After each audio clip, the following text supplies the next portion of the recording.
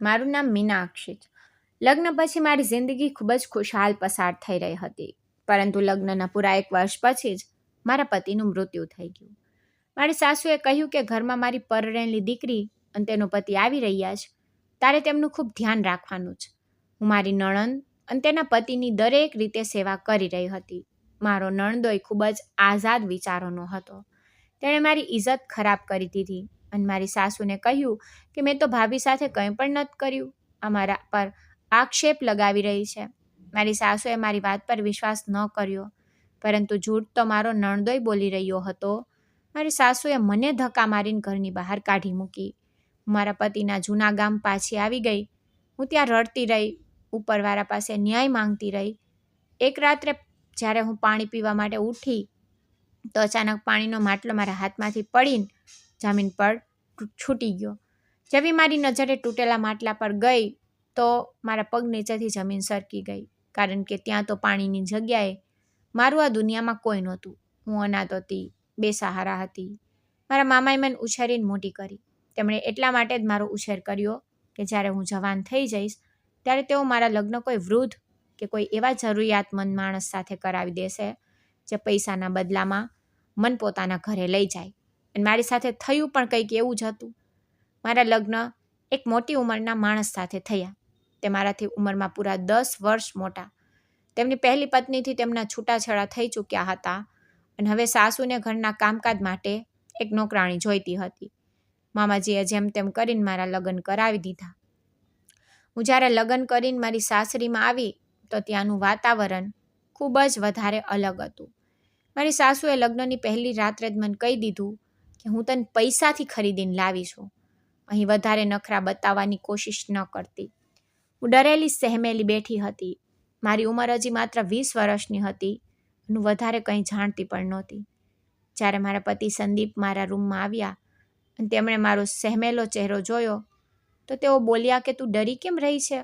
હું કોઈ જાનવર થોડીને છું? ઊભી થા અને ખાવાનું ખાઈ લે. તે પણ સવારથી કંઈ ખાધું નહીં હોય. મારી સાસુની વાતોથી હું ઘણી નિરાશ હતી. મારી સુજેલી આંખો જોઈને તેમણે આહ ભરી પાણીનો ગ્લાસ ઉઠાવીને મારી તરફ લંબાવ્યો. તેમણે કહ્યું કે હું જાણું છું, મારી માં ખૂબ જ કડક સ્વભાવની સ્ત્રી છે, પરંતુ તું ચિંતા ન કર. હું તને દરેક રીતે ખુશ રાખીશ અને કોશિશ કરીશ કે તને અહીં કોઈ તકલીફ નહીં પડે. મારી પહેલી પત્ની પણ માની કડકાઈના કારણે મને છોડીને ચાલી ગઈ, પરંતુ તું ખૂબ નાની છે. હું તને મારી પત્ની હોવાનો પૂરો હક આપીશ. હું તને આ ઘરની નોકરાણી નહીં બનવા દઉં. સંદીપજીના આ શબ્દો મારા માટે કોઈ મલમથી ઓછા નહોતા. વર્ષો પછી કોઈએ મારી સાથે માણસ જેવો વ્યવહાર કર્યો હતો. તે રાત્રે પહેલી વાર મેં સુખનો શ્વાસ લીધો અને વિચાર્યું કે કદાચ હવે મારી જિંદગી બદલાઈ જશે. પરંતુ જિંદગી એટલી સરળ નહોતી. મારી સાસુનું વર્તન મારી સાથે દિન પ્રતિદિન વધુ ખરાબ થતું જઈ રહ્યું હતું. તે મને વહેલી સવારે જગાડી દેતી હતી અને કહેતી હતી કે જઈને ભેંસોને ચારો નાખ. મારા દિવસની શરૂઆત આ જ કામથી થતી. ભેંસોને ચારો નાખવો, છાણ ઉપાડવું પડતું અને પછી ઘરનું બધું કામકાજ જોવું. મારી સાસુ તો આખો દિવસ ખાટલા પર સૂતી હુક્કો પીતી રહેતી અને મને હુકમો આપતી રહેતી કે મીનાક્ષી ચાલ, મારા પગ દબાવ, મીનાક્ષી રોટલી કાચી છે, મીનાક્ષી શાકમાં મરચું વધારે થઈ ગયું છે. નાની નાની ભૂલો પણ તે મને મારા વાળથી પકડીને ઘરમાંથી ઢસડતી હતી. સંદીપ જ્યારે રાત્રે કામ પરથી પાછા આવતા તો તેમને મારી વિરુદ્ધ ભડકાવવાની પૂરી કોશિશ કરતી. કહેતી હતી જો દીકરા, આ છોકરી આખો દિવસ કંઈ નથી કરતી, બસ પલંગ પર પડી રહે છે. આજે તેણે શાક પણ બાળી નાખ્યું. હું તો કહું છું કે આને સીધી કરી દે, નહીંતર આ પણ તારી પહેલી પત્નીની જેમ તને છોડીને ચાલી જશે અને તારા માથા પર સવાર થઈ જશે. સંદીપ પોતાની માની વાતોમાં નહોતા આવતા, કારણ કે તે બધું સમજતા હતા. તેઓ શાંતિથી ખાવાનું ખાતા અને પછી મને ઇશારાથી પોતાની પાસે બોલાવતા અને કહેતા કે મને જણાવ, આજે માએ ફરીથી તને મારી છે? હું બસ શાંત રહેતી અને મારી કમીઝની બાંય ઉપર કરીને નીલા ડાઘ તેમને બતાવી દેતી. તેઓ અફસોસથી મારો હાથ પકડી લેતા અને કહેતા કે મીનાક્ષી, હું એવું શું કરું કે તને બધાથી બચાવી લઉં? તે મારી માં છે. હું તેમની સાથે ઝઘડો ન કરી શકું, તેમના પર હાથ ન ઉપાડી શકી, પરંતુ હું તને વાયદો કરું છું કે હું તને ક્યારેય એકલી નહીં છોડું. હું હંમેશા તારી સાથે છું. તું મારી જવાબદારી છે. સમય પસાર થઈ ગયો અને અમારા લગ્નને પૂરું 1 વર્ષ પસાર થઈ ગયું, પરંતુ હજી સુધી અમને કોઈ સંતાન ન થયું. આ વાત મારી સાસુ માટે એક નવું હથિયાર બની ગઈ. હવે તે મને વાંજણી અને અપશકુનિયાળ નામથી બોલાવા લાગી. એક બપોરે જ્યારે હું કપડાં ધોઈ રહી હતી ત્યારે મારી સાસુ મારી પાસે આવી અને મારા ભીના હાથ પર લાકડાનો દંડો ફટકારી દીધો. હું દર્દથી ચીસ પાડી ઉઠી. તે કહેવા લાગી, કેમ ચીસો પાડી રહી છે? પૂરું 1 વર્ષ થઈ ગયું જ તને આ ઘરમાં આવ્યાને. એક વારસ તો તું મને આપી ન શકી, વાંજણી ક્યાંકની. તારા મામાએ સાચું જ કહ્યું હતું, તું કોઈ કામની નથી, તું અપશકુનિયાળ છે. તું મારા દીકરાની નસલ ખતમ કરવા આવી છે, પરંતુ હું એવું નહીં થવા દઉં. હું તને છોડીશ નહીં. મેં રડતા રડતા કહ્યું, માજી, આમાં મારી શું ભૂલ? આખરે અમારો શું વાંક છે? આ તો ઉપરવાળાની દેન છે. તેમણે રાડ પાડીને કહ્યું કે જીભ લડાવે છે મારી સાથે. જો તારા વંશમાં નથી તો નીકળી જા મારા ઘરમાંથી. હું મારા દીકરાના બીજા લગ્ન કરાવી દઈશ. કોઈ જવાન અને સ્વસ્થ છોકરીને લાવીશ જે મને પૌત્ર આપી શકે. તો બસ રોટલીઓનો બોજ છે. તે જ સાંજે જ્યારે સંદીપજી ઘરે આવ્યા તો વાતાવરણ ખૂબ જ તણાવભર્યું હતું. મારી સાસુએ સંદીપજીની સામે શરત મૂકી દીધી. તેમને કહ્યું હતું કે કાં તો આ છોકરી આ ઘરમાં રહેશે, કાં તો હું. મને પૌત્ર જોઈએ. સંદીપ, જો આ ઓલાદ નથી આપી શકતી તો આને ઘરની બહાર કાઢી મૂક. સંદીપજીએ પોતાનું માથું પકડી લીધું. તેઓ ખૂબ જ થાકેલા લાગતા હતા. તેમણે મારી તરફ જોયું. હું દરવાજાના ચોકઠા પર ઊભી આંસુ વહાવી રહી હતી. તેઓ ઊભા થયા, પોતાની માની સામે આવીને ઊભા રહી ગયા. કહેવા લાગ્યા, માં, તમે જાણો છો ને કે ડૉક્ટરે શું કહ્યું હતું? ડૉક્ટરે કહ્યું કે ખામી મારામાં છે, મીનાક્ષીમાં નહીં. આ બિચારી તો એમ જ બદનામ થઈ રહી છે. જો હું બીજા લગ્ન પણ કરી લઈશ તો પણ મને ઓલાદ નહીં થાય. મારી સાસુ આ સાંભળીને લાલચોળ થઈ ગઈ અને કહેવા લાગી કે ખબરદાર, જો પોતાને કસૂરવાર ઠેરવ્યો તો. આ ડૉક્ટરો જૂઠું બોલે છે. આ કલની આવેલી છોકરીએ તારા પર શું જાદુ કરી દીધો છે? તું તો પોતાની માને જ જૂઠું કહી રહ્યો છે. સંદીપજીએ કહ્યું કે ના ના માં, હું સાચું કહી રહ્યો છું. મીનાક્ષીનો કોઈ વાંક નથી. હું આને ઘરની બહાર નહીં કાઢું. આ મારી પત્ની છે અને મરતા દમ સુધી મારી પત્ની રહેશે. તમારે આની સાથે ગુજારો કરવો પડશે. સંદીપજીના અવાજમાં એક એવી મક્કમતા હતી કે મારી સાસુ પહેલી જ વારમાં શાંત થઈ ગઈ. તે ગુસ્સાથી પગ પછાડથી પોતાના રૂમમાં ચાલી ગઈ. સંદીપજી મારી પાસે આવ્યા અને મારા આંસુ લૂછતા બોલ્યા, તું રડ્યા ન કર. જ્યાં સુધી હું જીવતો છું કોઈ તને આ ઘરની બહાર નથી કાઢી શકતું. આ ઘર જેટલું મારું છે એટલું જ તારું પણ છે. મને સંદીપજીના શબ્દો પર વિશ્વાસ હતો. તેઓ ખરેખર મારા માટે એક ઢાલ બની ઊભા હતા. તેમના હોવાથી મારી સાસુનો જુલ્મ કોઈ ઓછો તો નહોતો થયો, પરંતુ મને સહન કરવાની તાકાત જરૂર મળી ગઈ. મને લાગતું કે જ્યાં સુધી આ દિવાલ મારી સાથે જ ઊભી છે ત્યાં સુધી કોઈ તોફાન મારું કંઈ બગાડી નહીં શકે. પરંતુ મને શું ખબર હતી કે જિંદગી મારી સાથે શું રમત રમવાની છે. મારી બદનસીબી હજી ખત્મ નહોતી થઈ, બલકે આ તો માત્ર એક ટ્રેલર હતું. અસલી તબાહી તો હજી રસ્તામાં હતી. આવનારા થોડા મહિના આ જ મૂંઝવણમાં પસાર થઈ ગયા. સાસુએ મારવાનું પીટવાનું હજુ સુધી ઓછું નહોતું કર્યું, પરંતુ સંદીપજીની હાજરીમાં તે થોડી સાવધાન થઈ જતી. તે સંદીપજીના કામ પર જતાં જ પોતાનું અસલી રૂપ બતાવતી અને તેમને આવ્યા પહેલાં માસૂમ બની જતી. એક દિવસ સંદીપજી ડ્યુટી પર જવા માટે તૈયાર થઈ રહ્યા હતા. તેમણે નાસ્તો કર્યો અને મારી પાસેથી પોતાનું ટિફિન લીધું. તે દિવસે તેમના ચહેરા પર એક અજીબ ઉદાસી હતી. તેઓ દરવાજા સુધી ગયા, પછી પાછા ફરીને મારી પાસે આવ્યા. કહેવા લાગ્યા, મીનાક્ષી, પોતાનું ખૂબ ધ્યાન રાખજે. આજે મારું દિલ કંઈક ગભરાઈ રહ્યું છે. જો મને કંઈક થઈ ગયું તો. મેં જલ્દીથી તેમના મોં પર હાથ મૂકી દીધો અને કહ્યું, એવી વાતો ન કર્યા કરો. ઉપરવાળો તમને લાંબી જિંદગી આપે. તમારા સિવાય મારું છે કોણ આ દુનિયામાં? તેઓ ધીમા સ્મિત સાથે બોલ્યા કે હા, મારા સિવાય તમારું કોઈ નથી. બસ આ જ વિચારીને મને ડર લાગે છે. તેમણે મારા માથા પર હાથ ફેરવ્યો, પછી ચાલ્યા ગયા અને હું દરવાજા ઊભી તેમને જતા જોતી રહી. મને શું ખબર હતી કે આ તેમની છેલ્લી વારના દર્શન છે? મને ક્યાં ખબર હતી કે આજે સાંજે જ્યારે સૂરજ આથમશે તો તેમની સાથે મારી જિંદગીનો એકમાત્ર સહારો પણ આથમી જશે. બપોરના સમયે હું રસોડામાં રોટલીઓ બનાવી રહી હતી કે અચાનક શેરીઓમાં દેકારો મચ્યો. લોકોના અવાજો જોર જોરથી આવી રહ્યા હતા. કોઈ કહી રહ્યું હતું કે સંદીપ ચતુર્વેદીનું ઘર કયું છે? અરે ગજબ થઈ ગયો, આ સાંભળીને મારું દિલ જોરથી ધડક્યું. મારું તો વેલણ મારા હાથમાંથી છૂટીને પડી ગયું. હું ઘારા પગે બહારની તરફ ભાગી. મારી સાસુ તો પહેલેથી જ દરવાજે જઈને ઊભી રહી ગઈ હતી. બહાર કેટલાક લોકો ભેગા થયા અને તેમના ચહેરાના રંગ ઉડી ગયા. તેમાંથી એક માણસ આગળ વધ્યો અને મારી સાસુને બોલ્યો, અમ્માજી હિંમત રાખો, તમારા દીકરા સંદીપ ચતુર્વેદીનું એક્સિડન્ટ થઈ ગયું છે. તે ઘટના સ્થળે જ. તે માણસ પોતાની વાત અધૂરી મૂકીને જ અટકી ગયો, પરંતુ આ શબ્દો જ્યારે તેને પૂરા કર્યા તો તે ગુંજવાને બદલે એક સન્નાટામાં બદલાઈ ગયા. મારી સાસુની એક જોરદાર ચીસ આભે માથે લીધું. મારી આંખો સામે અંધકાર છવાઈ ગયો. તે મજબૂત દિવાલ જે મારા અને ઝાલિમ દુનિયાની વચ્ચે ઊભી હતી તે અચાનક તૂટી પડી. હું જમીન પર પડી ગઈ, પરંતુ મને હોશ હતો. મને બધું સંભળાઈ રહ્યું હતું. મારી સાસુ રડતા રડતા મારી તરફ ધસી અને મારા કોલરને ઢંઢોળી નાખ્યો. તે ચિલાઈને કહી રહી હતી કે ખાઈ ગઈ મારા દીકરાને, અપશકુન યાર, ખાઈ ગઈ. મારો દીકરો તો સવારે સાજો નરવો ઘરની બહાર નીકળ્યો હતો. મારો સિંહ જેવો દીકરો. આની અપશકુન યારે તેને ગળી લીધો. જા મારા ઘરમાંથી, અત્યારે જ નીકળી જા. મોહલ્લાની સ્ત્રીઓએ મારી સાસુને પકડી અને મને બચાવી. હું જે પથ્થર બનીને બેસી રહી. મારા આંસુ સુકાઈ ચૂક્યા હતા.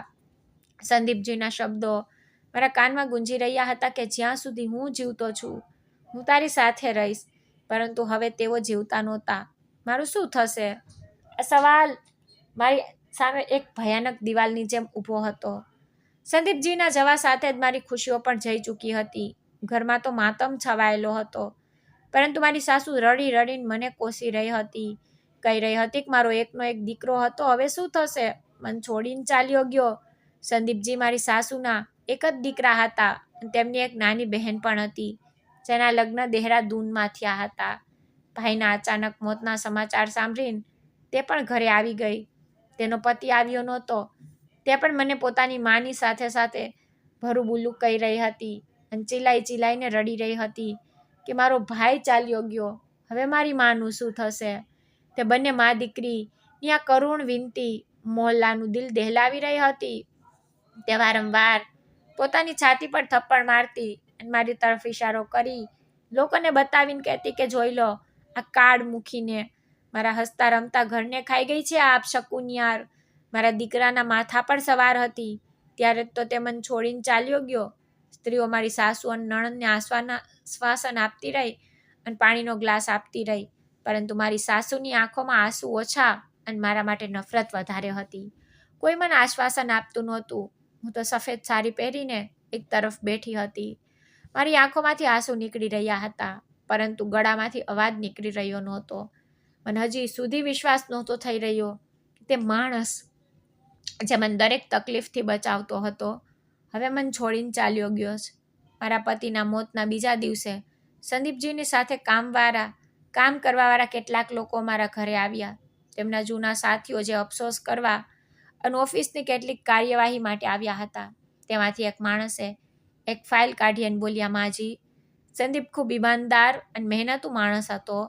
તેના અચાનક મોતનું અમને બધાને ખૂબ દુઃખ છે. આ કેટલાક કાગળો છે સંદીપના ઇન્સ્યોરન્સ અને પેન્શનના.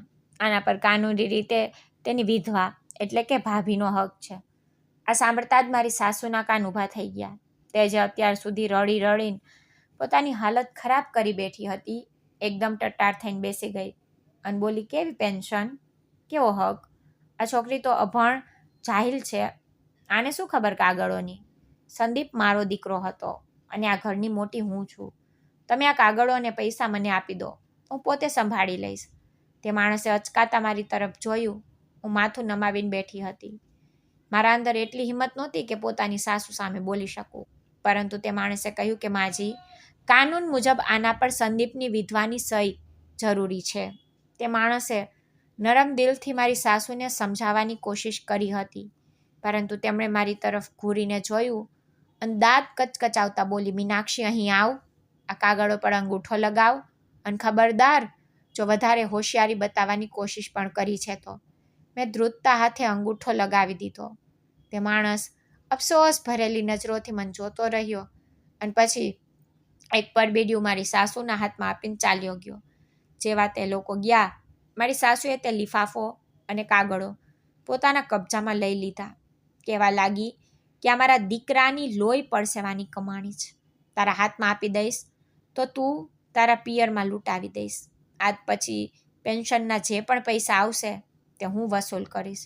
તને બસ 2 ટકની રોટલી મળશે, તે પણ જો અદબથી રહીશ તો. હું ખામોશ રહી. મારા પતિના મોતે મને બેઝુબાન કરી દીધી. હવે મારી પાસે ખોવા માટે કંઈ બચ્યું નહોતું.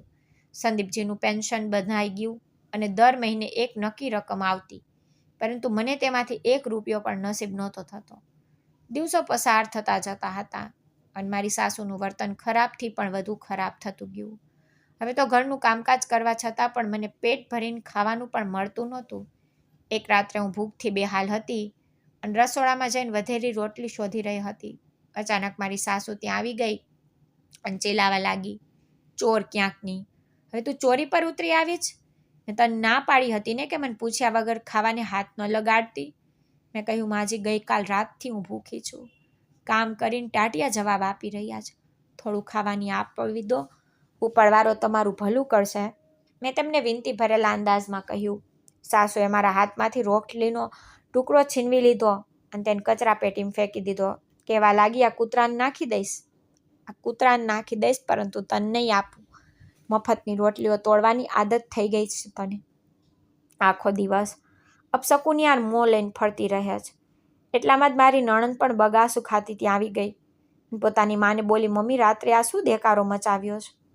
મારી સાસુએ કહ્યું, આ ચોરટી રસોડામાંથી અડધી રોટલી ખાવાનું ચોરી રહી હતી. તે બોલી, અરે મમ્મી, જુઓ તો, બિચારી કેટલી નબળી થઈ ગઈ છે. જો ખાવાનું માંગે છે તો થોડું આપી દો ને. મારી સાસુએ કહ્યું, તું શાંત થઈ જા અને જઈને સૂઈ જા. તેણે કહ્યું, ઠીક છે, હું જાઉં છું. પછી તે ચાલી ગઈ. મારી સાસુએ મને ધમકાવી અને બોલી, દફા થઈ જા મારી નજરો સામેથી. મારે તે રાત્રે ભૂખ્યા પેટે જ સૂવું પડ્યું. સંદીપજીની યાદો મને તડપાવી રહી હતી. તેઓ હોત તો ક્યારે મને ભૂખ્યા ન સૂવા દેત. હું ઉપરવાળાથી ફરિયાદ કરતી રહી કે કાં તો મને હિંમત આપો, કાં તો મને તમારી પાસે બોલાવી લો. બીજા કેટલાક મહિના પસાર થઈ ગયા. એક દિવસ ઘરમાં એક નવી હલચલ મચેલી હતી. મારી સાસુ આજે ખૂબ ખુશ દેખાઈ રહી હતી. તેમણે આખા ઘરની સફાઈ કરવાનો ઈરાદો કરી લીધો. મને બોલાવી અને કહેવા લાગી, ઘરને ખૂબ સારી રીતે ચમકાવી દે છે. આજે મારા જમાઈ આવી રહ્યા છે. મારી નણંદ પણ ખુશ હતી, કારણ કે તેનો પતિ ખૂબ સમય પછી આજે પોતાના સાસરીમાં આવી રહ્યો હતો. તે પોતાના પતિ સાથે થોડા દિવસ અહીં રોકાયા પછી પાછી પોતાના ઘરે જવાની હતી. મારી સાસુએ મને જણાવ્યું કે જમાઈ રાત થોડા દિવસ અહીં જ રહેશે. તેમની સામે વધારે આવવાની કોશિશ ન કરતી. હું નથી ઈચ્છતી કે તારા અપશકુનિયાર પડછાયાના કારણે તેમની જિંદગીમાં પણ કોઈ મુશ્કેલી આવી જાય. મારી નણંદ કહેવા લાગી, અને હા, એક વાતનું ધ્યાન રાખજે. બસ આ જ સફેદ સાડી પહેરી રાખજે. આના સિવાય કોઈ પણ પ્રકારનો કોઈ મેકઅપ કર્યો કે કોઈ પણ જ્વેલરી વગેરે પહેરી તો તારી ખેર નથી. મારા પતિથી દૂર રહેજે. મેં તે બંનેને કહ્યું, ઠીક છે, હું ધ્યાન રાખીશ. મેં લગ્ન વખતે તેમની એક ઝલક જોઈ હતી. સાસુએ ફરીથી મને આંગળી ચીંધીને ચેતવણી આપી કે યાદ રાખજે, તેમની સામે બિલકુલ પણ ન આવતી, નહીંતર તારી ખેર નથી. અને હા, જમાઈ રાજની આગતા સ્વાગતામાં કોઈ કમી ન રહેવી જોઈએ. ઘરનો દરેક ખૂણો સાફ કરી દે અને જલ્દીથી સારું ખાવાનું તૈયાર કર. ઘર પણ બિલકુલ અરીસાની જેમ ચમકવું જોઈએ. જો ક્યાંય થોડીક પણ ધૂળ દેખાય તો તારી ખેર નથી. મેં દિવસ રાત એક કરીને આખું ઘર સાફ કરી દીધું. ગાલીચા ધોયા, પડદા બદલ્યા, ફર્નિચર ચમકાવી દીધું. મારા નણંદોએ આશીષના આવવાના એક દિવસ પહેલાં મારી સાસુએ મને બોલાવી. તેમના ચહેરા પર એક અજીબ કડકાઈ હતી. તેમણે કહ્યું, મીનાક્ષી, કાલે જમાઈ રાજ આવી જશે. મેં વિચાર્યું છે કે તું મારા જમાઈ, મારી દીકરીની ખુશીઓ ખાઈ જઈશ, કારણ કે જે પોતાના પતિની ન થઈ તે પોતાની નણંદની શું થશે? તેમની વાત સાંભળીને મારું દિલ ધક થઈ ગયું. હું સમજી ન શકી કે તે શું કહેવા માંગે છે. મેં કહ્યું, માજી, હું સમજી નહીં. મારી સાસુએ નફરતથી મોં ફેરવી લીધું અને કહેવા લાગી, સીધી વાત છે. હું નથી ઈચ્છતી કે તારા સુંદર ચહેરાને કારણે મારા જમાઈનું ધ્યાન ભટકે અને મારી દીકરીનું ઘર ખરાબ થાય. મારી દીકરી એમ પણ તને પસંદ નથી કરતી. કાલથી તે ખૂબ પરેશાન છે અને વારંવાર કહી રહી છે કે મીનાક્ષી આ ઘરમાં હાજર છે. તે તેના પતિની સામે જરૂર આવશે. મેં કહ્યું, માજી, હું ક્યાં જઈશ? આ ઘર મારું છે અને મારા પતિનું ઘર છે. સંદીપજીએ કહ્યું હતું કે હું આ જ ઘરમાં રહીશ. મારી સાસુએ નફરતથી હસતા કહ્યું, સંદીપ મરી ગયો જ અને તેની વાતો પણ તેની સાથે મરી ગઈ. આ ઘર મારા પતિનું છે. આના પર માત્ર મારો અને મારી દીકરી જમાઈનો હક છે. તારે આજે જ અહીંથી નીકળવું પડશે. હું તેમના ચરણોમાં પડી ગઈ, રડવા લાગી, કરગરવા લાગી. માજી, આવો જુલ્મ તો ન કરો. મારી મામી મન સ્વીકારશે નહીં. મારું આ દુનિયામાં કોઈ ઠેકાણું નથી. તમારા ઘરની નોકરાણી બનીને રહી લઈશ. હું જીજાજીની સામે નહીં આવું. મન ઘરના કોઈ ખૂણામાં પડી રહેવા દો. મારી સાસુએ બે રહેમીથી મને ઠોકર મારીને કહ્યું, પાછળ હટ, નાટક બંધ કર. નોકરાણી બનીને રહેશે. જો મારે નોકરાણી જ રાખવી હશે તો તેને પગાર આપવો પડશે અને તન રાખીશ તો તારો અપશકુનિયાર પડછાયો સહન કરવો પડશે. મારી દીકરીની જિંદગીનો સવાલ છે. હું કોઈ જોખમ ન લઈ શકું. પોતાનો સામાન ઉઠાવ અને નીકળી જા અત્યારે જ. તેમણે મારો હાથ પકડ્યો અને ઘસડતા મને બહાર દરવાજા સુધી લઈ આવ્યા. હું રડતી રહી, ચીસો પાડતી રહી, પરંતુ તેમના દિલમાં મારા માટે સેજ પણ દયા ન આવી. તેમણે મારો કપડાનો નાનો થેલો શેરીમાં ફેંકી દીધો અને મને ધક્કા મારીને દરવાજો જોરથી બંધ કરી દીધો. હું બહાર શેરીની ધૂળમાં પડી હતી. મારા ઘૂંટણ છોલાઈ ગયા. બપોરનો આકરો તડકો મારા માથા પર હતો અને ઉઘાડા પગે રસ્તા પર બેઠી હતી. સામે બંધ દરવાજો, જે ક્યારેક મારું પોતાનું ઘર હતું. મેં ઊભા થઈને દરવાજો પીટવાનું શરૂ કરી દીધું. માજી, ખોલો દરવાજો. હું ક્યાં જઈશ? ભગવાનને ખાતર મને ન કાઢો. કોઈ તો મારી ફરિયાદ સાંભળો. દીદી, દીદી, તમે માનેજીને સમજાવો. હું જીજાજીની સામે નહીં આવું. હું કેટલાય કલાકો ત્યાં ઊભી રહી. મારું ગળું બેસી ગયું. આંસુ સુકાઈ ચૂક્યા હતા. મોહલ્લાના લોકો પસાર થતા રહ્યા અને તમાશો જોતા રહ્યા. કેટલીક સ્ત્રીઓ બારીઓમાંથી ડોકિયું કરી રહી હતી. બધા જાણતા હતા કે મારી સાસુનો સ્વભાવ કેવો છે. તેથી કોઈ પણ વચ્ચે પડવાની હિંમત નહોતું કરી રહ્યું. શાંત થવા આવી હતી જ્યારે મોહલ્લાના એક વૃદ્ધ અંકલ રસ્તા પરથી પસાર થઈ રહ્યા હતા. તેમણે મને દરવાજા પર માથું રાખીને રડતી જોઈ તો તેઓ રોકાઈ ગયા અને કેટલાક લોકો પણ ત્યાં ભેગા થઈ ગયા. તેમણે સન્માનપૂર્વક પૂછ્યું અને કહ્યું કે બેટા, શું વાત છે? તું બહાર કેમ બેઠી છે? મેં ડસકા લેતા તેમને બધી વાત જણાવી દીધી. લોકોમાં ચર્ચા શરૂ થઈ ગઈ. તેઓ કહેવા લાગ્યા કે આ તો બહુ મોટો જુલ્મ છે. વિધવા દીકરીને આવી રીતે ઘરમાંથી કેવી રીતે કાઢી શકાય? આની સાસુને ભગવાનનો ડર નથી? અંકલે આગળ વધીને સાકર ખખડાવી. ઘણીવાર પછી દરવાજો ખુલ્યો. મારી સાસુ ગુસ્સામાં બહાર આવ્યા. કહેવા લાગ્યા કે શું તમાશો લગાવી રાખ્યો છે તમે લોકોએ? મારા ઘરની બાબતમાં ટાંગ અડાવવાની કોઈ જરૂર નથી. અંકલે ગંભીર થઈને કહ્યું કે ઘરની બાબત નથી, આ જુલ્મ છે. આ દીકરી તમારા સ્વર્ગસ્થ દીકરાની વિધવા છે. તેનો પણ આ ઘરમાં હક છે. તમે આને આવી રીતે રસ્તા પર કેવી રીતે છોડી શકો? જો તમે આને નહીં રાખો તો અમે પોલીસને બોલાવવા મજબૂર થઈ જઈશું. પોલીસનું નામ સાંભળીને મારી સાસુના ચહેરાનો રંગ ઉડી ગયો હતો. તે જાણતા હતા કે સંદીપનું પેન્શન તેઓ ગેરકાયદેસર રીતે ખાઈ રહ્યા છે. જો વાત ખુલશે તો તેઓ ફસાઈ શકે છે. તેમણે વાત બદલી નાખી અને અંકલજીને કહ્યું કે ભાઈ સાહેબ, તમે ખોટું સમજી રહ્યા છો. હું આને કાઢી નહોતી રહી. બસ ઘરમાં જગ્યા ઓછી છે. મારા જમાઈ આવી રહ્યા છે અને પછી મહેમાનો પણ બીજા આવી જશે. તેથી હું ઈચ્છતી હતી કે આ થોડા દિવસ માટે ક્યાંક બીજે જતી રહે. તેમણે કહ્યું, તો બસ તમે આના માટે કોઈ બીજી વ્યવસ્થા કરો. આ ક્યાં જશે? આનું તો આ દુનિયામાં કોઈ જીવતું નથી. મારી સાસુ થોડી ક્ષણો વિચારતા રહ્યા. પછી મારા નણંદે તેમને કંઈક ઈશારો કર્યો. મારી સાસુની આંખોમાં ચમક આવી ગઈ હતી. તેમણે કહ્યું, ઠીક છે, જો તમે લોકો જીદ કરી રહ્યા છો તો હું આને છત આપવા તૈયાર છું, પરંતુ આ મારા ઘરમાં નહીં રહે. મારા પતિનું એ જૂનું ઘર જે ગામની બહાર છે ત્યાં જઈને આને રહેવું પડશે. લોકો સન્નાટામાં આવી ગયા. એ હવેલી જેના વિશે કહેવાતું હતું કે તેમાં કોઈ ભૂતનો પડછાયો છે, તે તો વર્ષોથી વેરાન પડી હતી અને ત્યાં રાત્રે તો દૂર દિવસમાં પણ કોઈ જવાની હિંમત નહોતું કરતું. એક સ્ત્રીએ ડરતા ડરતા કહ્યું, બહેન, એ ઘર તો ખંડર બની ચૂક્યું છે. ત્યાં તો જાનવરો પણ રહે છે. આ એકલી ત્યાં કેવી રીતે રહેશે? મારી સાસુએ ખંભા ઉછાળ્યા અને બોલ્યા, મારી પાસે તો એ જ જગ્યા છે. રહેવું હોય તો રહો, નહીંતર જ્યાં મન ફાવે ત્યાં ચાલ્યા જાઓ. હું મારા નવા નોકોર ઘરમાં આનું અપશકુનિયાર મોઢું સહન ન કરી શકું. આ મારી છેલ્લી વાત છે. અંકલજી અને મોહલ્લાવાળાએ મને જોઈ.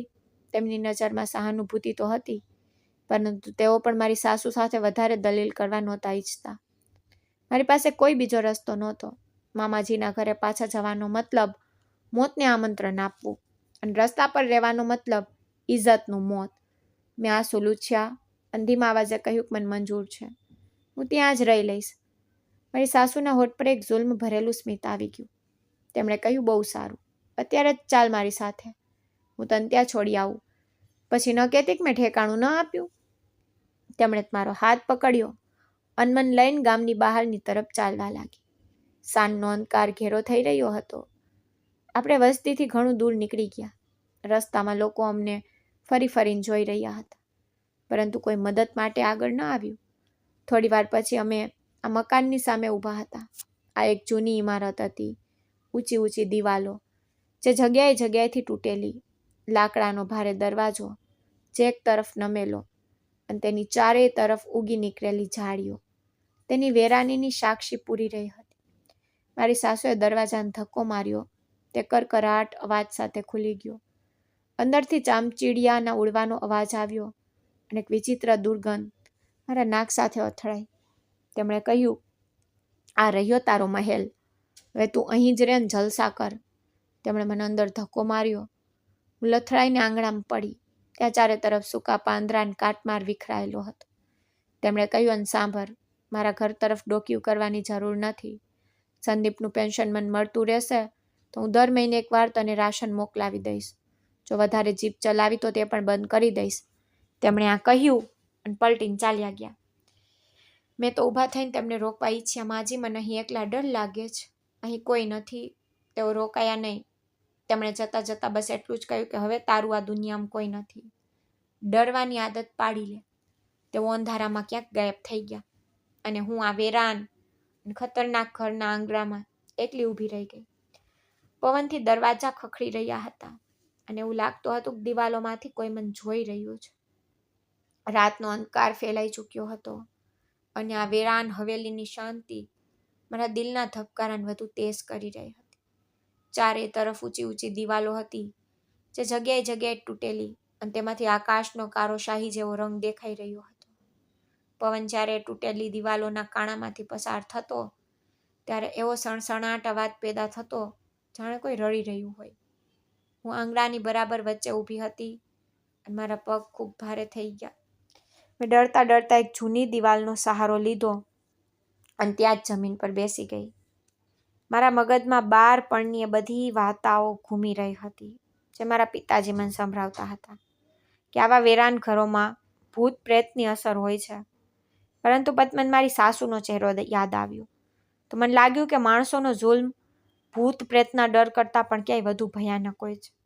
મેં મારા ઘૂંટણમાં માથું રાખી દીધું અને રડવા લાગી. સંદીપજી, તમે ક્યાં ચાલ્યા ગયા? જુઓ તમારી મીનાક્ષી સાથે શું થઈ રહ્યું છે. તમે તો કહેતા હતા કે હું તમારી જવાબદારી છું. આજે મને આ કઈ હાલતમાં છોડીને ગયા છો? મારો અવાજ આ વેરાન હવેલીમાં ગૂંજ્યો અને પાછો ફરીને મારા સુધી જ આવી ગયો. કોઈ સાંભળનારું નહોતું. રાત જેમ તેમ ડરતા અને જાગતા પસાર થઈ ગઈ. ક્યારેક કોઈ જાનવરના ભસવાનો અવાજ આવતો તો મારો જીવ અધર થઈ જતો. હું આખી રાત ભગવાનને યાદ કરતી રહેતી. જ્યારે સવારનો સૂરજ ઉગ્યો તો તેના પ્રકાશે મારા ડરને કંઈક ઓછો કરી દીધો, પરંતુ એક નવી મુસીબત મારી સામે લાવીને ઊભી કરી દીધી. ભૂખથી પેટમાં ઉંદર દોડી રહ્યા હતા. કાલ બપોરથી મેં કંઈ ખાધું નહોતું. મેં હવેલીની તપાસ કરી. આ સાચે જ બહુ જૂનું ઘર હતું. સાંભળ્યું હતું કે હવેલી જેની હતી તે માણસ બહુ અમીર હતો. આ ઘર મારા સસરાજીએ ખરીદી જરૂર હતું, પરંતુ મારી સાસુ અને તેમનો પરિવાર ક્યારેય આ ઘરમાં રહ્યા નહોતા, કારણ કે આ ગામના લોકો પહેલાંથી જ કહેતા કે અહીં આ ઘરમાંથી વિચિત્ર વિચિત્ર પ્રકારના અવાજો આવે છે અને અહીં કોઈ આત્માનો પડછાયો છે. બસ આ જ કારણે મારી સાસુ ક્યારેય અહીં રહેવા માટે તૈયાર નહોતા થયા અને તેમણે શહેરમાં નાનું ઘર બનાવી લીધું, જેમાં તેઓ પોતાના પરિવાર સાથે રહેતા હતા, અને આ ઘર બંધ કરી દેવામાં આવ્યું હતું. મારા સસરાએ ઘણીવાર આ ઘરને વેચવાનો પ્રયત્ન પણ કર્યો, પરંતુ કોઈ આ ઘરને ખરીદવા નહોતું ઈચ્છતું. અહીંના રૂમોમાં જગ્યાએ જગ્યાએ ધૂળ જામેલી હતી અને છતો પર કરોડિયાના ઝારા લટકી રહ્યા હતા.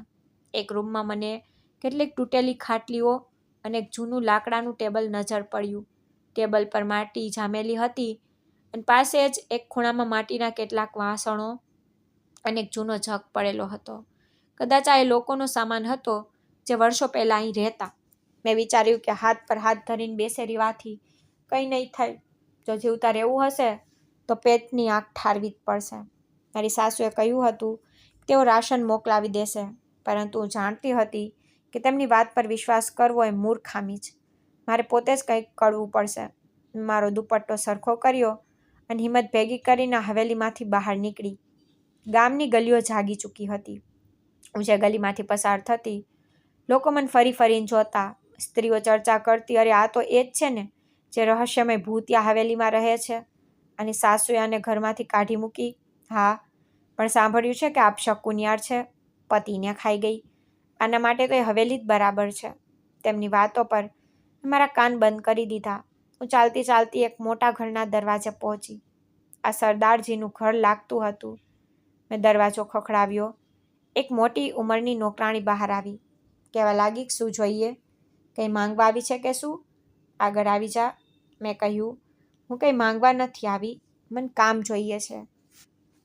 સાફ, વાસણ, સફાઈ, કપડાં ધોવાનું બધું કામ કરી લઉં છું. મને બસ કામ આપી દો. નોકરાણી મને ઉપરથી લઈને નીચે સુધી જોઈને પછી અંદર અવાજ આવવા લાગ્યો. માલકીને છોકરી કામ માંગી રહી છે. અંદરથી એક ભારેખમ સ્ત્રી બહાર આવી. તેમના ગળામાં સોનાની ચેન અને હાથમાં વીંટીઓ ચમકી રહી હતી. તેમણે મને નવાઈથી જોઈને બોલી, કોણ છે તું? કોની દીકરી છે?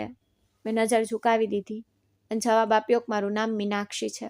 હું સંદીપની પત્ની છું, જેનું એક્સિડન્ટ. મારી વાત હજી પૂરી પણ નહોતી થઈ કે સ્ત્રીનો ચહેરો સાફ થઈ ગયો અને બોલી, અચ્છા તો તું છે એ. આ તો અશુભ થઈ ગયું. સવારમાં તારું મોઢું જોઈ લીધું. ખબર નહીં દિવસ કેવો જશે. અરે બહેન, અમે તારા કિસ્સા સાંભળ્યા જ. જે પતિએ તને સહારો આપ્યો, તું તેના માટે જ ભારે સાબિત થઈ. મારા ઘરમાં નાના નાના બાળકો જ. હું તારા અપશગુન કદમ મારા ઘરમાં ન લાવી શકું. જા અહીંથી. તેમણે નોકરાણીને ઇશારો કર્યો અને દરવાજો મારા મોં પર જ બંધ કરી દીધો. હું તો દંગ રહી ગઈ. પતિના મોતનું દુઃખ ઓછું હતું કે હવે લોકો મને પણ કાતિલ અને અપશકુનિયાળ સમજવા લાગ્યા હતા. મેં હિંમત ન હારી. મેં બીજા ઘરનો દરવાજો ખખડાવ્યો. ત્યાંથી પણ આ જ જવાબ મળ્યો. ત્રીજા ઘરેથી પણ ધિક્કાર મળ્યો. સૂરજ માથા પર આવી ચૂક્યો હતો. ભૂખ અને તરસથી મારી હાલત ખરાબ હતી. મને લાગ્યું કે હું રસ્તા પર પડી જઈશ. આખું ગામ જાણે મારી વિરુદ્ધ થઈ ગયું હતું. કોઈ મને નોકરી આપવા તૈયાર નહોતું. હું થાકી હારીને એક દિવાલની બાજુમાં બેસી ગઈ અને આંસુ મારા ગળા સુધી વહી રહ્યા હતા. ભગવાનને કહેવા લાગી કે આ કેવી પરીક્ષા છે. ઇજ્જતની રોટલી કમાવી પણ ગુનો થઈ ગયો. શું ચોરી કરું? શું ભીખ માંગું? હજી હું આ જ વિચારી રહી હતી કે સામેવાળા ઘરનો દરવાજો ખુલ્યો અને એક સ્ત્રી બહાર નીકળી. તેના ચહેરા પર કડકાઈ હતી, પણ આંખોમાં એ નફરત નહોતી જે બાકીના લોકોમાં. તેણે મને જોઈ અને નજીક આવીને બોલી, તું કામ શોધી રહી છે ને? મેં જોઈ છે તને કેટલાય ઘરોમાંથી ખાલી હાથે પાછી ફરતા. મેં જલ્દીથી આંસુ લૂછ્યાને ઊભી થઈ ગઈ કે જી, મને કામની બહુ જરૂર છે. હું બહુ જ મહેનતું છું. તમે જે કહેશો હું તે કરીશ. એ સ્ત્રીએ પોતાનું નામ શિલ્પા જણાવ્યું હતું. તે ગામની દરજી હતી અને એકલી રહેતી. તેને કહ્યું, જો છોકરી, હું કોઈ અમીર સ્ત્રી તો નથી. મારું ઘર પણ નાનું જ છે. મને સફાઈ અને કપડાં ધોવા માટે મદદ જોઈતી હોય છે, કારણ કે હવે મારી કમરમાં દુખાવો રહે છે. પરંતુ હું તને વધારે પૈસા નહીં આપી શકું. મેં કહ્યું, ભાભીજી, મને પૈસાની જરૂર નથી. બસ રોટલીની ચિંતા જ. તમે મને 2 વખતની રોટલી આપી દેજો અને જે થોડું ઘણું ઉપરથી આપી શકો તે હું રાખી લઈશ. મેં લાચારીથી કહ્યું. તો શિલ્પા ભાભી ઉપાધિમાં પડી ગયા અને પછી માથું હલાવ્યું. બોલ્યા, ઠીક છે, પણ કામમાં કોઈ બેદરકારી ન થવી જોઈએ. સવારે સૂરજ ઉગતા જ આવવું પડશે. સાંજ સુધી કામ કરવું પડશે. જો એક દિવસ પણ રજા પાડી તો હંમેશા માટે તારી રજા કરી દઈશ. મને તો જાણે ડૂબતાને તણખલાનો સહારો મળી ગયો. મેં જલ્દીથી હા પાડી દીધી અને કહ્યું કે હું કાલ સવારે જ આવી જઈશ. ભગવાન તમારું ભલું કરે. હું પાછી આ વેરાન હવેલી તરફ લોટી આવી. હજી પણ મારું પેટ ખાલી જતું, પરંતુ આશાનું એક કિરણ તો જાગી ઉઠ્યું હતું. રસ્તામાં એક નળ નજરે પડ્યો. મેં ત્યાં પાણી પીને પેટની આગ ઓલવી અને હવેલીમાં આવી ગઈ. બીજા દિવસથી મારી નવી જિંદગીની શરૂઆત થઈ ગઈ હતી. વહેલી સવારે ઉઠતી, 6 વાગ્યા સુધીમાં શિલ્પા ભાભીના ઘરે પહોંચી જતી હતી. કામ તો ત્યાં બહુ વધારે હતું.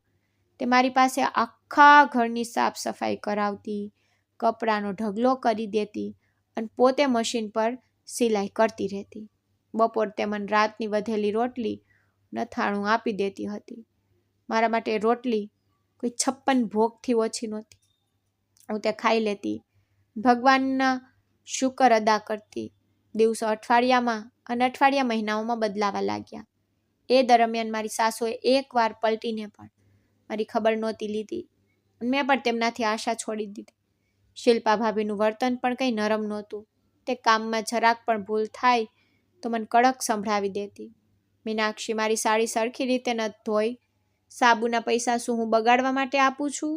ફરીથી ધો આને. ચૂપચાપ ફરીથી કપડાં ધોવા માટે બેસી જતી. મારા હાથ ડિટર્જન્ટ પાવડર અને સાબુથી ફાટી ગયા હતા. આંગળીઓમાં ચીરા પડી ગયા.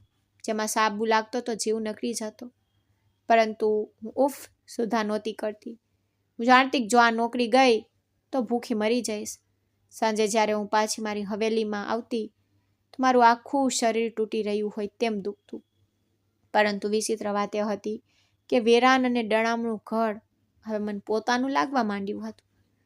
ત્યાં કોઈ મને ટોણા મારનારું નહોતું, ના કોઈ મને અપશકુનિયાર કહેનાર હતું. હું આ તૂટેલા ફૂટેલા ટેબલ પર બેસતી અને મારા આખા દિવસનો થાક ઉતારતી. મેં આ હવેલીના રૂમને રહેવા લાયક બનાવી લીધો હતો. એ જ જૂની ખાટલી સરખી કરી લીધી હતી. ટેબલ સાફ કરીને પાણીનો જગ ત્યાં જ રાખી દીધો. ચોમાસાની ઋતુ શરૂ થઈ રહી હતી. આકાશમાં કાળા વાદળો અવારનવાર છવાયેલા રહેતા. મને ડર લાગતો કારણ કે હવેલીની છતો ટપકતી હતી. દિવાલો પણ નબળી હતી. એક દિવસ શિલ્પા ભાભીનું ઘરનું કામ વધારે હતું. તેમને ત્યાં મહેમાનો આવેલા હતા. મને વાસણ ધોતા ધોતા રાત થઈ ગઈ. બહાર તોફાનની પવન ચાલી રહ્યો હતો. મેં કહ્યું, ભાભી, હું હવે જાઉં. હવામાન ખરાબ થઈ રહ્યું છે. મેં ડરતા ડરતા તેમને પૂછ્યું. શિલ્પા ભાભીની બારીમાંથી બહાર જોઈ અને બોલ્યા, હા જા, કાલે વહેલી આવી જશે. મહેમાનોનો નાસ્તો બનાવવાનો છે. હું ઝડપી પગલે હવેલી તરફ ભાગી. પવન એટલો તેજ હતો કે મારા પગ ઉખડી રહ્યા હતા. જેવી હું હવેલી પહોંચી, વરસાદનું પહેલું ટીપું મારા ચહેરા પર પડ્યું. મેં જલ્દીથી દરવાજો બંધ કર્યો અને સાંકળ લગાવી દીધી. મૂસળાધાર વરસાદ શરૂ થઈ ગયો. વીજળીના કડાકા, વાદળોના ગડગડાટ હવેલીને ધ્રુજાવી મૂકી. હું મારા રૂમમાં આવીને લપાઈ ગઈ. છત પરથી પાણી ટપકી રહ્યું હતું. મેં જગ્યાએ જગ્યાએ વાસણો રાખી દીધા જેથી ભોંયતળિયું ભીનું ન થાય. અચાનક વીજળી જોરથી કડકી. આખો રૂમ પ્રકાશિત થઈ ગયો. મને દિવાલોમાંથી વિચિત્ર અવાજો આવવા લાગ્યા. આ ઈંટો ખસવાનો અવાજ હતો. મારું દિલ જોર જોરથી ધબકવા લાગ્યું કે ક્યાંક આ છત પડી ન જાય. હું ભગવાનને પ્રાર્થના કરવા લાગી, પણ બહાર તોફાન થમવાનું નામ નહોતું લઈ રહ્યું. પવન દરવાજા અને બારીઓ સાથે અથડાઈ રહ્યો હતો કે આજની રાત મારી છેલ્લી રાત છે. મેં જોયું કે રૂમની એક દિવાલમાં તિરાડ મોટી થઈ જઈ રહી છે. આ એ જ દિવાલ હતી જેની સાથે પેલું જૂનું ટેબલ રાખેલું હતું. પાણી આ તિરાડની અંદર જઈ રહ્યું હતું અને માટી પોચી પડી રહી હતી. હું તો ડરના મારી આ રૂમના બીજા ખૂણામાં સંકોચાઈ ગઈ. મને સંદીપજી બહુ યાદ આવી રહ્યા હતા. સંદીપજી, કાશ તમે હોત તો મારે આ તોફાનનો સામનો એકલા ન કરવો પડત. અચાનક એક જોરદાર ધડાકો થયો. એવું લાગ્યું જાણે કોઈ વસ્તુ ઉપરથી પડી હોય. મેં ચીસ પાડી અને કાન પર હાથ રાખી દીધા. ધૂળ અને માટીનું તોફાન રૂમમાં ઉડ્યું. મને કંઈ દેખાઈ નહોતું રહ્યું. બસ કાટમાળ પડવાનો અવાજ આવી રહ્યો હતો. મારો શ્વાસ અટકી ગયો. શું હું જીવતી છું? મેં મારા હાથ પગ હલાવ્યા. હું સલામત હતી, પરંતુ મારી બિલકુલ સામે દિવાલ હતી જેનો મને ડર હતો તે પડી ચૂકી હતી. કાટમાળનો એક ઢગલો ત્યાં લાગી ગયો. વરસાદનું પાણી હવે સીધું અંદર આવી રહ્યું હતું. હું આખી રાત એક ખૂણામાં બેસીને ધ્રુજતી રહી. ઊંઘવાનો તો સવાલ જ ઊભો નહોતો થતો. બસ સવાર થવાની રાહ જોઈ રહી હતી કે પ્રકાશ થાય અને હું જોઈ શકું કે કેટલું નુકસાન થયું છે. સવારના પહેલા કિરણની સાથે જ વરસાદ બંધ થઈ ગયો. હું હિંમત કરીને ઊભી થઈ અને આ પડી ગયેલી દિવાલ પાસે ગઈ. ઈંટો અને માટીનો ઢગલો લાગેલો હતો. મારે આ કાટમાળ હટાવવો પડે તેમ હતો, નહીંતર ચાલવાનો રસ્તો પણ બંધ થઈ ચૂક્યો હતો. મેં દુપટ્ટો કમરે બાંધ્યો અને કાટમાળ હટાવવા લાગી. માટી વરસાદના કારણે ભારે થઈ ચૂકી હતી. મારા હાથ પણ માટીથી ગંદા થઈ ચૂક્યા હતા. હું એક એક કરીને ઈંટો ઉઠાવીને સાઈડ પર રાખી રહી હતી કે અચાનક મારો હાથ કોઈ કઠણ વસ્તુ સાથે અથડાયો. આ ઈંટ નહોતી. મેં માટી હટાવી જોયું કે એક નાનો માટીનો ઘડો છે. એનું મોં માટીથી બંધ હતું. મારા દિલના ધબકારા એક ક્ષણ માટે રોકાઈ ગયા. મને યાદ આવ્યું કે હવેલી ઘણા વર્ષો પહેલા કોઈ બહુ અમીર માણસની હતી. મને યાદ આવ્યું અને સંદીપજીની કહેલી વાતો મારા મગજમાં ઘૂમવા લાગી. એક રાત્રે મને સંદીપજી આ ઘર વિશે જણાવ્યું હતું. મારા હાથ ધ્રુજવા લાગ્યા. મેં આસપાસ જોયું તો કોઈ નહોતું, બસ હું અને આ ઉજ્જડ હવેલી. મેં સાવધાનીથી આ ઘડાને બહાર કાઢ્યો. તે કાફી વજનદાર હતો. મારો થાક એક ઝાટકે ગાયબ થઈ ગયો. આશાનો એક દીવો મારા દિલમાં પ્રગટી ગયો. મેં ધ્રુજતા હાથે ઘડા પર જામેલી માટી સાફ કરી અને વિચાર્યું કે જો આ ઘડામાં સોનું હશે તો મારી કિસ્મત બદલાઈ જશે. કારણ કે મારા પતિએ મને જણાવ્યું હતું કે આ ઘરમાં રહેનારો માણસ કોઈ સામાન્ય માણસ નહોતો. તેમની પાસે એટલી દોલત હતી કે દરેકની નજર તેમની દોલત પર રહેતી. એક દિવસ કેટલાક ડાકુ આવ્યા અને હવેલીમાંથી બધા પૈસા અને દાગીના ચોરી કરીને લઈ ગયા. અને અહીં જે પરિવાર રહેતો હતો તે આખા પરિવારનું કતલ કરી દેવામાં આવ્યું. એ ડાકુઓનો તો આજ સુધી પતો ન લાગ્યો કે તે કયા ડાકુ હતા અને ચોરી કર્યા પછી ક્યાં ગાયબ થઈ ગયા. પણ સાંભળ્યું છે કે લોકોની આત્મા જ આ હવેલીમાં ભટકે છે. મને શરૂઆતમાં તો ડર લાગ્યો હતો, પણ અહીં આવ્યા પછી મને એવું કંઈ જ મહેસૂસ નહોતું થયું કે કોઈની આત્મા અહીં ભટકી રહી હોય. કારણ કે હું પહેલેથી જ દુનિયાના લોકોના હાથે બહુ સતાવેલી હતી.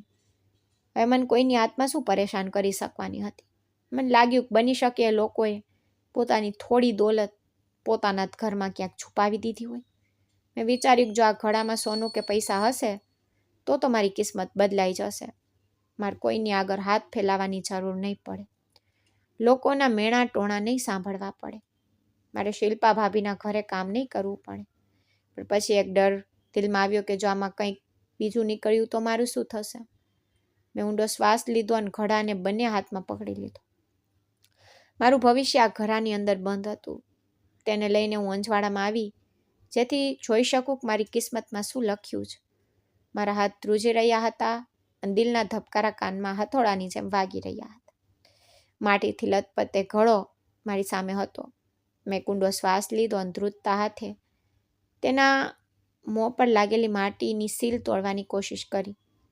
મારા મગજમાં મારા પિતાની એ વાર્તા યાદ આવી જ્યારે તે જણાવતા જૂના જમાનામાં જ્યારે લોકો પાસે દોલત વધારે હોતી તો તે ડાકુઓ અને ચોરોની બીકથી પોતાની બધી દોલત જમીન અને દિવાલોમાં છુપાવીને રાખતા. એટલા માટે મને પૂરો ભરોસો હતો કે મારા બદનસીબીના દિવસો પૂરા થવાના જ અને આ ઘડાની અંદર સોનાના સિક્કા હશે જે મારી જિંદગી બદલી નાખશે. આખરે ઘડાનું મોં ખુલી ગયું. મેં મારી આંખો બંધ કરીને પ્રાર્થના કરી અને પછી ધીમેથી મારો હાથ ઘડાની અંદર નાખ્યો તો મારી આંગળીઓને કોઈ ધાતુના બદલે સૂકી અને ખરબચડી વસ્તુ મહેસૂસ થઈ. મેં ઝટકા સાથે હાથ બહાર કાઢ્યો. ઘડાને ઊંધો કરીને જોયો તો મારી આંખો ખુલી રહી ગઈ. આમાં સોનાના સિક્કા નહોતા, પણ જૂનું અને સૂકું અનાજના છોતરા નીકળ્યા. અમારી સાથે કેવો મજાક છે. મારા મોંમાંથી તરત જ નીકળી ગયું. મારી બધી આશાઓએ દમ તોડી દીધો. હું ત્યાં જ માટીના ઢગલા પર બેસી રહી ગઈ.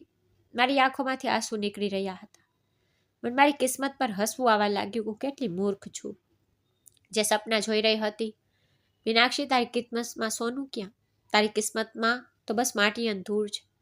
જો મારી કિસ્મત એટલી સારી હોત તો શું અનાથ હોત? જો મારું ભાગ્ય સારું હોત તો શું મામા મામી મને સાસુના હાથે વેચી દેત અને સાસુ ધક્કા મારીને મને ઘરમાંથી કાઢી મૂકત? મેં નિરાશાની હાલતમાં એ ઘડો ઊંધો કરી દીધો અને પાસે જ પડેલા એ જૂના લાકડાના ટેબલ પર જોરથી મૂકી દીધો. મારું દિલ કરતું હતું કે ચીસો પાડીને રોવ, પણ હવે તો આંસુય સુકાઈ ચૂક્યા હતા. હું સવારથી કામ કરી રહી હતી. થાકને લીધે મારી બહુ ખરાબ હાલત થઈ રહી હતી. ગળામાં તરસના કાંટા ખૂંચી રહ્યા હતા. મેં ટેબલ પર જોયું તો એ જ જૂનો જગ પડ્યો હતો જે હું વાપરી રહી હતી. હું પાણી પીવા માટે આગળ વધી તો મારું ધ્યાન ક્યાંક બીજે જ હતું અને આંખોમાં નિરાશાના અંધારા. જેવો મેં જગ ઉઠાવવા માટે હાથ લંબાવ્યો, મારી કોણિયા માટીના ઘડા સાથે અથડાઈ. એક જોરદાર છન્ન અવાજ આવ્યો. ઘડો ટેબલ પરથી નીચે જમીન પર જઈ પડ્યો અને તૂટી ગયો. ઓહ! મેં કહ્યું, હવે આ ગંદકી પણ મારે જ સાફ કરવી પડશે. બળબડતી નીચે નમી, પણ જેવી મારી નજર જમીન પર પડી, મારો શ્વાસ ગળામાં અટકી ગયો. મારી આંખો હેરાન ગતિથી ફાટી ગઈ. એ ભૂસું જે ગળાની ઉપર ભરેલું હતું તે વિખરાઈ ચૂક્યું હતું અને ભૂસાની નીચે જમીન પર ડઝનબંધ સોનાના સિક્કા ચમકી રહ્યા હતા. મેં મારી આંખો પટપટાવી. કદાચ મને ભ્રમ થઈ રહ્યો છે. મેં ધ્રુજતા હાથે એક સિક્કો ઉઠાવ્યો જે બહુ વજનદાર હતો અને એના પર જૂના જમાનાના સિક્કાની મોહર મારેલી. નક્કર સોનું હતું. ઉપરવાળાની કૃપા હતી. હું તો પરવાનાનો શુક્રાના અદા કરી રહી હતી. હવે મને સમજાયું હતું કે જૂના જમાનાના અમીર લોકો ખરેખર પોતાના જૂના ઘરોમાં પોતાના રૂપિયા પૈસા સોનું ચાંદી આ જ રીતે છુપાવીને રાખતા. પણ ચોરોથી બચવા માટે તેમણે ઉપરથી ભૂસું ભરી દીધું, જેથી કોઈ જુએ તો તેને નકામું સમજીને છોડી દે. મારી નિરાશા એક ક્ષણમાં બદલાઈ ગઈ. મેં જલ્દી બધા સિક્કા સમેટી લીધા. મારો ખોળો હવે સોનાના સિક્કાઓથી ભરાઈ ગયો. મેં એક જૂનું કપડું લીધું અને સિક્કાઓને સારી રીતે પેક કરી લીધા. હું જાણતી હતી કે આ રાજ મારે હાલ પૂરતું રાજ જ રાખવાનું છે. મેં એ પોટલી મારી છાતી સરસી ચાપી અને સીધી શહેર તરફ દોટ મૂકી. શહેરમાં જઈને જ્યારે મેં સોનીને સિક્કા બતાવ્યા તો તેની આંખો પણ ચમકી ઉઠી. તેણે મને આ સિક્કાઓની બહુ મોટી કિંમત આપી. જ્યારે હું નોટોથી ભરેલો થેલો લઈને પાછી આ ઉજ્જળ હવેલીમાં આવી તો મને લાગતું હતું કે હું હવામાં ઉડી રહી છું. બીજા દિવસથી મેં કામ શરૂ કરી દીધું. સૌથી પહેલાં મેં મજૂરો બોલાવ્યા અને આ ઉજ્જળ અને ભૂતિયા બંગલા જેવી હવેલીનું સમારકામ શરૂ કરાવ્યું. દિવાલો ફરીથી બની, છતો પાકી થઈ અને કલર થવાથી તો ઘરનો નકશો જ બદલાઈ ગયો. ગામવાળા હેરાન અને પરેશાન હતા. એ લોકો જે મને કાલ સુધી ભિખારી સમજીને ધૂતકારી રહ્યા હતા, હવે રોકાઈને હવેલીને જોતા અને કહેતા, મીનાક્ષી પાસે આટલો બધો પૈસો ક્યાંથી આવી ગયો? ક્યાંક કોઈ ખજાનો તો નથી મળી ગયો ને? લોકોમાં વાતો થવા લાગી, પણ મેં કોઈની પરવા નહોતી કરી. ઘરના સમારકામ પછી મેં શહેરમાંથી કપડાં મંગાવ્યા અને મારા ઘરની પાછળની સાઈડમાં એક નાની દુકાન ખોલી દીધી. મારો પોતાનો કપડાનો બિઝનેસ જોતામાં ચાલી નીકળ્યો. ઉપરવાળાએ મને એટલી સફળતા આપી કે હું સંભાળી પણ નહોતી શકતી. હવે મારો વારો હતો. મારે બધું પાછું મેળવવાનું હતું જે મારી પાસેથી છીનવી લેવાયું. દોલત આવી ગઈ, પણ મારા દિલમાં હજુ પણ એક આંટો ખૂંચી રહ્યો હતો જે મારી સાસુએ મને આપ્યો. સંદીપજીની નિશાની, તેમની પેન્શન. મેં શહેરમાંથી વકીલ કર્યો અને કોર્ટ દ્વારા મારી સાસુને નોટિસ મોકલાવી દીધી. જ્યારે પોલીસ અને કોર્ટના લોકો મારી સાસુના ઘરે પહોંચ્યા અને પેન્શનના કાગળો મેળવ્યા તો મોહલ્લામાં હંગામો મચી ગયો. મારી સાસુએ બહુ દેકારો કર્યો કે મારી વહુ મારા પર ખોટો કેસ કરી રહી છે. આ પૈસા મારા દીકરાના છે. પણ કાયદા સામે તેમનું કંઈ જ ન ચાલ્યું. કાગળો પર મારી સહી હતી અને હું જ કાનૂની વારસદાર. કાગળો અને અત્યાર સુધી વસૂલ કરવામાં આવેલી રકમનો હિસાબ જ્યારે કોર્ટે માંગ્યો તો મારી સાસુના હોશ ઉડી ગયા. તેમણે બધા કાગળો મને પાછા આપવા જ પડ્યા. આ માત્ર કાગળો નહોતા, આ મારી ઇજ્જત હતી. મોહલ્લાવાળાઓને હવે ભરોસો થઈ ગયો કે હું સાચી હતી અને મારા પર જુલ્મ થયો. લોકો મારી પાસે આવતા અને મારી હિંમતની દાદ દેતા, કહેતા કે દીકરી, અમને માફ કરી દે. અમને તો લાગ્યું કે આ ઘરમાં આવ્યા પછી તને અહીંના ભૂત પ્રેત પરેશાન કરશે. તું જલ્દીથી જ અહીંથી ડરીને ભાગી જઈશ, પણ તું તો બહુ હિંમતવાળી નીકળી. અમે તને ખોટી સમજી. તે બહુ સબર રાખ્યો છે. હું હસીને શાંત રહેતી. મારું માનવું હતું કે આ મારા સબરનું ફળ છે જે મેં વર્ષો સુધી રાખ્યું. બીજી તરફ મારી સાસુના ઘરમાં કયામત આવી ગઈ. મારો નણદોય હવે પરમેનન્ટ ત્યાં જામી ચૂક્યો હતો અને ચાહતો હતો કે મારી સાસુ પોતાનું બધું જ પોતાના જમાઈના નામે કરી દે. એક દિવસ વાત એટલી વધી ગઈ કે નણદોએ ગુસ્સામાં આવીને મારી નણંદને તલાક આપી દીધા અને મારી સાસુ તથા નણંદનો બધો સામાન ઉઠાવીને બહાર ફેંકી દીધો. તે જાણતો હતો કે બંને મા દીકરીના માથે કોઈ પુરુષનો હાથ નથી, એટલે તેણે તેમને નબળી સમજી અને ચાલાકીથી તે તેમનું ઘર અને તેમનું બધું પોતાના નામે કરવા માંગતો હતો. મારી સાસુએ પોતાના જમાઈને બહુ સમજાવ્યો, પણ તે ન માન્યો. હવે તે બંને બેસહારા થઈ ગઈ હતી. એ બંને પાસે કોઈ એવો રસ્તો નહોતો કે તે કોઈની મદદ લઈ શકે. આજે તે મારી જગ્યાએ આ રીતે શેરીમાં ઊભી હતી જેમ થોડા સમય પહેલાં હું ઊભી હતી. સાંજના સમયે મારા દરવાજે ટકોરો થયો. મેં નોકરાણીને મોકલી. તે પાછી આવી અને બોલી, માલકીન, બહાર કોઈ ઘરડી સ્ત્રી આવી છે. તેમની સાથે એક જુવાન સ્ત્રી પણ છે. તેમની હાલત બહુ ખરાબ છે, તમને મળવા માંગે છે. બહાર દરવાજે ગઈ તો મારી સાસુ ઊભી હતી અને મારી નણંદ. એ બંનેના કપડાં બહુ ગંદા હતા, વાળ વિખરાયેલા હતા અને આંખોમાં આંસુ ભરેલા. તે મને જોતા જ મારા પગમાં પડી ગઈ. નણંદ બોલી, ભાભી, અમને માફ કરી દો. સાસુ બોલી, વહુ, મને માફ કરી દે. મેં તારી સાથે બહુ ખોટું કર્યું. મારા જમાએ મને અને મારી દીકરીને ઘરમાંથી કાઢી મૂક્યા. અમારું કોઈ ઠેકાણું નથી. તેને ચાલાકીથી અમારું ઘર અને બધું પોતાના નામે કરી લીધું. મેં તારી સાથે બહુ જુલ્મ કર્યો. મારા ગુનાઓની સજા મને મળી ગઈ છે. ઉપરવાળા ખાતર અમને તારા ઘરમાં જગ્યા આપી દે. તેમને આ હાલતમાં જોઈને મારું દિલ ભરાઈ આવ્યું. જૂનો ગુસ્સો અને નફરત એક ક્ષણમાં ઓગળી ગઈ. મને સંદીપજીનો ચહેરો યાદ આવી ગયો. તે પોતાની મા અને બહેનને બહુ પ્રેમ કરતા. જો તે જીવતા હોત તો પોતાની મા અને બહેનને આ હાલતમાં જોઈ કેટલા દુઃખી થાત. મેં નમીને બંનેને ગળે લગાવી લીધી અને મારી સાસુને કહ્યું કે તમે શર્મિંદા ન થાવ. તમે મારા પતિની મા છો. આ ઘર તમારું છે. આ બંનેને હું મારા ઘરમાં રહેવા માટે જગ્યા આપી દઈશ. તે બંને મને ફાટી આંખે જોવા લાગી. મારી નણંદે કહ્યું, ભાભી, શું તે અમને માફ કરી દીધા જ આટલું બધું થયા પછી પણ? મેં કહ્યું, હા હા, હું પણ તમારા લોકોથી બદલો લઈને તમારા જેવી બનવા નથી માંગતી. ઉપરવાળાએ મને બહુ હિંમત આપી છે, સબ્ર આપ્યો છે. મારી પાસે હવે બધું જ છે. તો મારી પર ફરજ છે કે હું તમારા પર પણ રહેમ કરું. હું તેમને લઈને અંદર આવી ગઈ હતી. એ બંનેને નહાવા માટે કહ્યું અને બંને સાફ સુથરા કપડાં આપ્યા અને તેમને ઘરના સૌથી સારા રૂમમાં જગ્યા આપી. તે બંને મા દીકરી દિવસ રાત પોતાની ભૂલોની માફી માંગતી રહેતી. તેમનું ઘમંડ હવે માટીમાં મળી ચૂક્યું હતું અને હવે તે બંને બરાબર રીતે તૂટી ચૂકી હતી. સમય પસાર થતો ગયો. મેં લગ્ન નહોતા કર્યા. મારી પાસે બધું જ હતું, પણ દિલમાં એક કસક. મેં વિચાર્યું કે મારી આ દોલતને કોઈ સારા હેતુ માટે વાપરીશ. મેં હવેલીની બાજુવાળી જમીન ખરીદી, ત્યાં એક અનાથ આશ્રમ બનાવ્યો અને આજે આ અનાથ આશ્રમમાં ઘણા બધા અનાથ અને બેસહારા બાળકો છે. આ એ બાળકો છે જેમનો આ દુનિયામાં કોઈ સહારો નહોતો. હું નહોતી ચાહતી કે જે બાળપણ મેં વિતાવ્યું, જે ઠોકરો મેં ખાધી, ત્યાં માસૂમ બાળકો ના ખાય. હું આખો દિવસ એ બાળકો વચ્ચે વિતાવું છું. તેમના શિક્ષણ અને તેમના ઉછેરનો ખ્યાલ રાખું છું. જ્યારે આ બાળકો મને માં કહીને બોલાવે છે ત્યારે મને લાગે છે કે મારી જિંદગીનો મકસદ પૂરો થઈ ગયો. મારી સાસુ હવે બહુ ઘરડી થઈ ગઈ છે અને મારી નણંદ મારી સાથે સમાજ સેવામાં લાગેલી રહે છે. એ બાળકો મારી સાસુ સાથે પણ ખુશ રહે છે. તે અવારનવાર બાળકોને વાર્તાઓ સંભળાવે છે અને પછી મારી તરફ જોઈને કહે છે કે દીકરી, તે મને માત્ર જગ્યા નથી આપી, પણ મને માણસ બનાવી દીધી. તું જીતી ગઈ અને મારો જુલ્મ હારી ગયો. હું આકાશ તરફ જોઈને હસી પડું છું. મને વાદળોમાં મારા પતિનો હસતો ચહેરો દેખાય છે. મને ભરોસો છે કે તે જ્યાં પણ હશે મને જોઈને બહુ ખુશ થઈ રહ્યા હશે. જિંદગીએ મને બહુ મુશ્કેલ પાઠ શીખવ્યા, પણ સૌથી મોટો પાઠ એ જ હતો કે સબરનું ફળ હંમેશા મીઠું હોય છે. ઉપરવાળો ક્યારેય આપણને એકલા નથી છોડતો. મિત્રો, આશા રાખું છું કે તમને અમારી વાર્તા પસંદ આવી હશે. વાર્તા પસંદ આવી હોય તો વિડીયોને લાઇક કરો. ચેનલ પર નવા હોય ચેનલને સબસ્ક્રાઈબ કરો અને હા, નોટિફિકેશન બેલને જરૂરથી દબાવો જેથી આગળની અપડેટ પહેલાં મળી રહે. ધન્યવાદ.